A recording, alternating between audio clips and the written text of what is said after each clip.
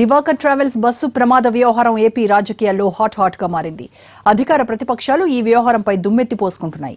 2 రోజుల క్రితం జేసీ ప్రభాకర్ రెడ్డి జగన్ పై ఫైర్ కాగా ఇవాళ వైసీపీ ఎమ్మెల్యే చెవిరెడ్డి భాస్కర్ రెడ్డి ప్రభుత్వం పైన జేసీ ప్రభాకర్ రెడ్డి పైన విరుచుకుపడ్డారు. ఇతను మానసిక వ్యాధి.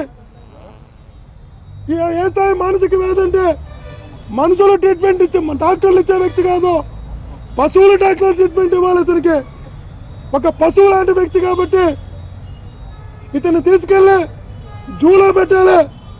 ఇప్పటితో ఖడ్గ మృగాలు వాటితో సమానంగా పెట్టి జూలో లాక్ చేయాలి. ఇతన్ని ఒక జూలో ఉన్న వ్యక్తిని ఊరి మీద ఊరు కుక్కిలాగా వదిలేశారు. నేను మాట్లాడుతున్నా ఈరోజు వీళ్ళు అడుగుతున్నా నా సవాల్ అంటున్నావు. ఏందిరా తొక్కులో సవాలు? ఈ సవాల్ ఏంద్ర నాకు అర్థం కాకుండా ఉంది.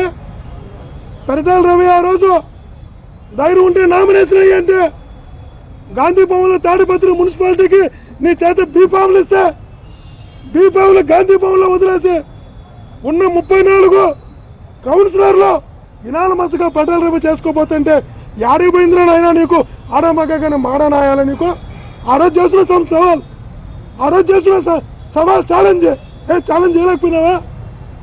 నీతి మాలిన నాయాల, నికృష్టపు నాయాల, సంస్కారం లేని నాయాల, మనిషివే పశువా నువ్వు? నిజంగా చెప్తున్నా, పాసు బాసుకునే పిల్లాడు కూడా మీ ముఖం చూస్తే టంకాయ పీకేస్తున్న ముఖం పాసుపోయడం కూడా ఆపేస్తాడు. అది నీ పరిస్థితి. నువ్వు కూడా ఛాలెంజ్ చేస్తున్నావా? నువ్వు కూడా జగన్మోహన్ గారు మాట్లాడుతున్నావా? నోటికి వచ్చినట్టు మాట్లాడుతున్నావు. గలీజు నాయాలా, గబ్బు నాయాలా, ఏమనుకుంటావు నువ్వు?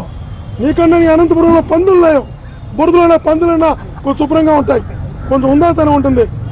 నువ్వేం రెడ్డి నాకు అర్థం కాకుండా ఉంది. నేను డిఎన్ఏ టెస్ట్ చేయాలా? నువ్వు రెడ్డివే కాదు.